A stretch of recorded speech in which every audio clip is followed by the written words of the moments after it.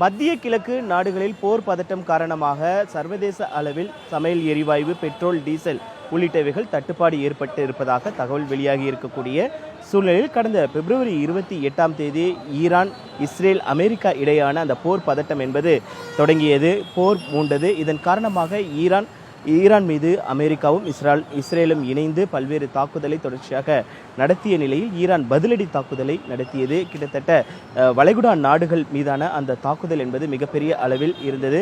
Hormuz நீரிணை வரக்கூடிய அந்த கச்சா எண்ணெய் என்பது அந்த வழியாகத்தான் கொண்டு செல்லப்படுவதாக இருந்தது. அந்த வழி என்பது மூடப்பட்டதன் காரணமாக தற்பொழுது கச்சா எண்ணெய்க்கான அந்த டிமாண்ட் என்பது அதிகரிப்பதன் காரணமாக பெட்ரோல், டீசல் உள்ளிட்டவைகளுடைய தட்டுப்பாடு அதிகமாக இருக்கும் என்று எதிர்பார்க்கப்படக்கூடிய சூழ்நிலை தான். ஒரு அச்சத்தில் நாம் இருக்கக்கூடிய மயிலாப்பூரில் இருக்கக்கூடிய ராதாகிருஷ்ணன் சாலை முழுவதுமே இந்த பெட்ரோல் தட்டுப்பாடு ஏற்பட்டு விடுமோ என்ற அச்சத்தில் பொதுமக்கள் நீண்ட வரிசையில் நின்று தங்களுக்கு அந்த பெட்ரோல் நிரப்பக்கூடிய அந்த காட்சிகளை நம்மால் பார்க்க முடிகிறது. அளவை விட, அதாவது அதிகமான பெட்ரோல் போடக்கூடிய அந்த காட்சிகளை நம்மால் பார்க்க முடிகிறது. ஒரு நாளைக்கு 100 ரூபாய்க்கு வீதம் பெட்ரோல் போட்டு கொண்டிருந்தவர்கள் தற்பொழுது அதிகப்படியான அந்த பெட்ரோல் போடக்கூடிய அந்த சூழலை நம்மால் பார்க்க முடிகிறது. குறிப்பாக பெட்ரோல் தட்டுப்பாட்டை ஏற்பட்டு விடுமோ என்ற அச்சத்தில் அவர்கள் அந்த முடிவை எடுத்திருக்கிறார்கள். குறிப்பாக கேஸ் சிலிண்டர் போன்றவற்றினுடைய தட்டுப்பாடு அதிகமாக இருப்பதன் எதிரொலியாக தற்பொழுது பெட்ரோலுக்கும் அந்த தட்டுப்பாடு ஏற்பட்டு விடுமோ என்ற அச்சத்தின் காரணமாக வாகன ஓட்டிகள் இந்த முடிவை எடுத்திருக்கிறார்கள். சார், நீங்கள் வழக்கமாக எவ்வளோ போடுவீங்க சார்? இப்போ எவ்வளோ போடுறீங்க சார்? இப்போ வழக்கமாக ஒரு 100-200 போடுவோம் சார். இப்போலாம் டேங்க் ஃபில் பண்ண வேண்டிய சூழ்நிலை இருக்குது. பப்ளிக்கு கவர்மெண்ட் தான் ஹெல்ப் பண்ணணும். கவர்மெண்ட் வந்து கரெக்டாக சொல்லலாம், பிரச்சனை இல்லை. எந்த கவர்மெண்ட்டாக இருந்தாலும், இந்த ஆளுங்கட்சியாக எதிர்கட்சியாக இருந்தாலும் கவர்மெண்ட் வந்து கரெக்டாக இது சொன்னால் பப்ளிக் இந்த அலைய வேண்டியதில்லை. ஸ்டாக் இருக்குது, கஸ்டமர் எல்லாம் கவலைப்படாதீங்க, பப்ளிக்லாம் அவசரப்படாதீங்க, எல்லாமே இருக்குதுன்னு சொன்னால் பிரச்சனை இல்லை. ஒவ்வொரு நியூஸ் சேனலும் ஒவ்வொரு மாதிரி சொல்லுது. யாரை கேட்குறது, யார்கிட்ட போகிறதுன்னு தெரில.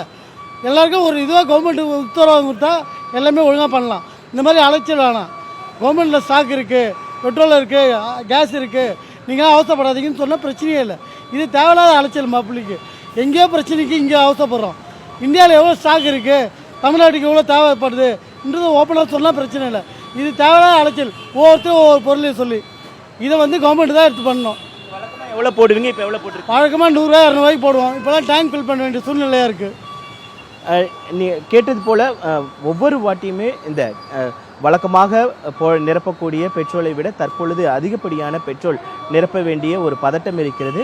மத்திய மாநில அரசுகள் இதற்கான உரிய நடவடிக்கைகளை எடுத்து எவ்வளோ பெட்ரோல் கையிருப்பு இருக்கிறது என்பதையெல்லாம் அவர்கள் தெரிவிக்க வேண்டும் என்பது வாகன ஓட்டிகளுடைய கோரிக்கையாக இருக்கிறது. அதே நேரத்தில் இந்த பெட்ரோல் பங்கில் இருக்கக்கூடிய பெட்ரோல் உரிமையாளர்கள் அவர்களிடத்தில் பேசும்பொழுது நமக்கு தேவையான கையிருப்பு பெட்ரோல் இருக்கிறது, அதனால் மக்கள் யாரும் பதட்டப்பட வேண்டிய அவசியம் இல்லை என்று அவர்கள் தெரிவிக்கக்கூடிய அந்த சூழலையும் நம்மால் பார்க்க முடிகிறது.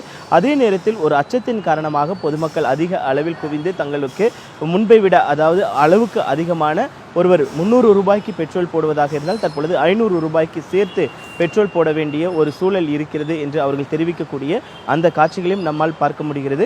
மாலை முரசு செய்திகளுக்காக ஒளிப்பதிவாளர் மணிகண்டனுடன் செய்தியாளர் ராஜேஷ். பெட்ரோல் தட்டுப்பாடு ஏற்படும் என வதந்தி பரவிய நிலையில் தமிழகம் முழுவதும் உள்ள பெட்ரோல் விற்பனை நிலையங்களில் ஏராளமான பொதுமக்கள் குவிந்துள்ளனர். ஈரான், இஸ்ரேல் போர் காரணமாக பெட்ரோலிய பொருட்கள் இறக்குமதி குறைந்ததால் கடந்த 2 நாட்களாக தமிழ்நாட்டில் சிலிண்டர் தட்டுப்பாடு ஏற்பட்டுள்ளது. அதேபோல் பெட்ரோல் தட்டுப்பாடு ஏற்படும் என சமூக வலைதளங்களில் வதந்தி பரவிய நிலையில் சென்னை ECR சாலையில் பெட்ரோல் பங்கில் அலைமோதும் கூட்டத்தால் அந்த சாலையில் போக்குவரத்து பாதிப்பு நிலவியது. திருவள்ளூரில் 2 பெட்ரோல் பங்குகள் மூடப்பட்டுள்ளதால் வழக்கத்திற்கு மாறாக இருசக்கர வாகன ஓட்டிகள் மட்டும் இன்றி ஆட்டோ போன்ற வாகன ஓட்டிகளும் பெட்ரோல் பங்குகளில் குவிந்தனர். இதனால் வாகன ஓட்டிகள் கடும் அவதிக்குள்ளாகினர். திருவாரூரில் பெட்ரோல் தட்டுப்பாடு பீதி காரணமாக பெட்ரோல் பங்குகளில் பொதுமக்கள் நீண்ட வரிசையில் காத்திருந்து கேன்களில் வாங்கி செல்கின்றனர். எனவே பெரும் அசம்பாவிதம் ஏற்படும் முன் இதனை தடுக்க வேண்டும் என சமூக ஆர்வலர்கள் அரசுக்கு கோரிக்கை விடுத்துள்ளனர்.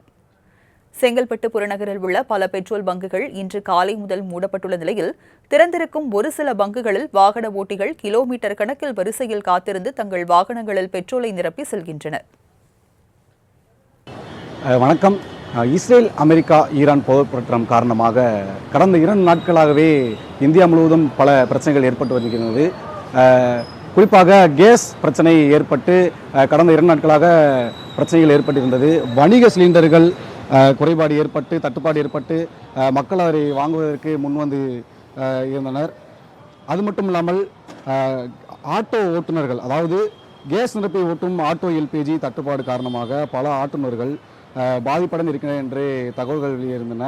அது மட்டும் இல்லாமல் பெட்ரோல் பல்க்கு, அதாவது எல்பிஜி நிரப்பப்படும் இடங்களில் ஆட்டோ அதிக அளவில் சாரசாரையாக குவிந்து மக்கள் அதை நிரப்பி வந்து கொண்டிருந்தனர். அது மட்டுமின்றி நேற்று இரவிலிருந்து பெட்ரோல் டீசல் கிடைக்காது என பரவி வந்த வதந்தி அடிப்படையில் மக்கள் அதிக அளவில் பெட்ரோல் பல்கில் குவிந்து பெட்ரோலை பெற்று வருகின்றனர். அது மட்டும் இல்லாமல் அனைத்து பகுதிகளிலும் தட்டுப்பாடு இல்லை என அரசு மற்றும் பெட்ரோல் நிறுவனங்கள் அறிவித்திருந்த நிலையிலும் பெட்ரோல் போடுவதற்கு மக்கள் அதிக அளவில் வந்த வண்ணம் இருக்கின்றனர். கிட்டத்தட்ட 90 நாட்களுக்கு மேல் கையிருப்பு இருக்கின்ற நிலையில் மக்கள் சாசாரியாக வந்து கொண்டிருக்கின்றனர். தற்போது நம்மிடம் ஒரு வாடிக்கையாளர் இணைந்திருக்கின்றார். சார் வணக்கம். சார், ஏற்கனவே வந்து பெட்ரோல் கையிருப்பு இருக்குன்னு சொல்லியிருக்காங்க. ஆனால் வந்து இத்தனை பேர் வந்து பெட்ரோல் போட வந்திருக்காங்க. இதை எப்படி பார்க்குறீங்க? ஹலோ வணக்கம். என் பேர் கலைவாணன். ஸோ என்னென்னா, நான் ஆஃபீஸ்க்கு வந்து ஒரு 9:40 போல் கிளம்புனேன். ஆல்மோஸ்ட் ஹாஃப் அன் ஹவர் ஆகுது. ஹாஃப் அன் ஹவராக நான் இங்கே பெட்ரோல் பங்கில் தான் இருக்கேன். இப்போ சப்போஸ் இப்போ வார் நடக்குதுன்னா வெல் இன் அட்வான்ஸ் கவர்மெண்ட்டுக்கு வந்து தெரிய வரும், இந்த மாதிரி இருக்குது, எல்பிஜி அண்ட் பெட்ரோல்லாம் ஷார்ட்டேஜாக இருக்குதுன்னு சொல்லிட்டு அவங்க பேக்கப் பிளான் ஒன்று பண்ணியிருக்கணும். ஸோ அது ஒன்றும் பண்ணலை. ஸோ அதனால் சடனாக இந்த மாதிரி ஒரு இன்சிடென்ட் நடக்குமே, சடனாக இன்டிமேஷன் வரவுமே க்ரௌடு எல்லாமே பார்த்திங்கன்னா பெட்ரோல் பங்க்கு, எல்பிஜி கேஸுன்னு சொல்லிட்டு எல்லாருமே ஒரே கூட்டமாக இருக்காங்க. ஸோ அது ஒரே பேர்டனாக இருக்குது எங்களுக்கு. ஸோ இதுக்கு ஏதாவது ஒரு ஆல்டர்னேட் ஆப்ஷன் வந்து கவர்மெண்ட் வந்து பண்ணணும் அண்ட் தேடணுன்ட்டு நான் என்னோடய பர்சனல் எக்ஸ்பெக்டேஷன் வந்து நான் பண்ணுறேன். போர் பதற்றம் நிறைய நடந்துக்கிட்டு இருக்குது. ஸோ எண்ணெய் பொருட்கள்லாம் வந்து, அதாவது கச்சா எண்ணெய் இதெல்லாம் வந்து குறைபாடு ஏற்பட்டுன்னு சொல்கிறாங்க. இப்போ மக்களுக்கு இந்த மாதிரியான இடையூறுகள் நிறைய வந்துக்கிட்டே இருந்துச்சுன்னா என்ன பண்ணுவாங்க அவங்க? நீங்களாம் பெட்ரோல் போடுறீங்க, பெட்ரோல் கிடைக்காத பட்சத்தில் என்ன பண்ணுவீங்க நீங்கள்? வேறு ஏதாவது அல்டர்னேட் ஆப்ஷன் வந்து பார்த்திங்கன்னா பப்ளிக் டிரான்ஸ்போர்ட், அதுவும் பண்ண முடியாது. ஏன்னா அதுவும் பார்த்திங்கன்னா பெட்ரோலில் தான் போயிட்டுருக்கு எதுவாக இருந்தாலும். பட் கவர்மெண்ட் வந்து இவி வெஹிக்கிள் வந்து நிறையா இம்ப்ளிமெண்ட் பண்ணணும்னு சொல்லிட்டு ஃபஸ்ட்டே அறிவிச்சாங்க. பட் அது மேக்ஸிமம் வந்து இம்ப்ளிமெண்ட் ஆகலை கண்ட்ரீஸில். ஸோ அது நிறையா இம்ப்ளிமெண்ட் ஆச்சுன்னா மேபி பெட்ரோலோட டிமாண்ட் வந்து கம்மியாகலாம். அண்ட் இவி வெஹிக்கிள் யூசேஜ் வந்து நிறையா யூஸ் ஆனால் அதில் மக்களுக்கு வந்து ரொம்ப பெனிஃபிட்டாக இருக்கும்ட்டு நான் என்னோட இந்த பிரச்சனைகள்லாம் சரியாக இருக்குது என்னவாக இருந்தால் நீங்கள் எதிர்பார்க்குறீங்க? என்ன முடிவு நீங்கள் எதிர்பார்க்குறீங்க? பிரச்சனை வந்து வந்துக்கிட்டு தான் இருக்கும். அண்ட் அதுக்கு தீர்வு வந்து நம்ம வேறு ஏதாவது ஒன்று பண்ணி அனுசரித்து போகி தான் ஆகணும். ஸோ அதனால் என்னோடய கருத்து, இந்த போர் நிறுத்துச்சுன்னா எல்லாமே சரியாகும்னு நினைக்கிறீங்களா? போர் நிறுத்துச்சுன்னா வேறு ஏதாவது ஒரு ப்ராப்ளம் வரதான் செய்யும். ஸோ அதுக்கு பேக்கப் நம்மளுக்கு என்ன பண்ணணும், ப்ராப்ளம் வந்து அதுக்கு என்ன சொல்யூஷன், அது வந்து நம்ம முன்னாடியே யோசிச்சு அதுக்கேற்ற மாதிரி நம்ம இம்ப்ளிமெண்ட் பண்ணோம்னா நம்மளுக்கு எல்லாத்துக்குமே லைஃப் ஈஸியாகவே போகும், ஸ்மூத்தாகவே இருக்கும். சென்னையை மட்டுமின்றி பல இடங்களில், அதாவது விழுப்புரம் பல மாவட்டங்களில் என்ன செய்கிறது என்றால் கேன்களில் அதிகமாக பெட்ரோல்கள் வாங்கி வருகின்றனர். இந்த பெட்ரோல் அதிகமாக விற்பனை ஆகி கொண்டிருக்கிறது. அது மட்டுமின்றி பிரச்சனைகள் சரியாக படும் என்ற மத்திய அரசிடம் வந்து தெரிவிக்கப்படுகிறது. அதுமாதிரி பெட்ரோல் நிறுவனங்களிடமிருந்து சொல்லப்படுகின்றனர். இந்த போர் பதற்றம் சரியானால் மட்டுமே இதற்கான பிரச்சனைகள் தீரும் என மக்களிடம் வந்து கருத்துக்கள் தெரிவிக்கின்றனர். நாம் பொறுத்திருந்தாலும் பார்க்க வேண்டும். சரவணன், நேரலையில் இந்த விவரங்களை விரிவாக வழங்கியமைக்கு நன்றி யோகேஸ்வரன்.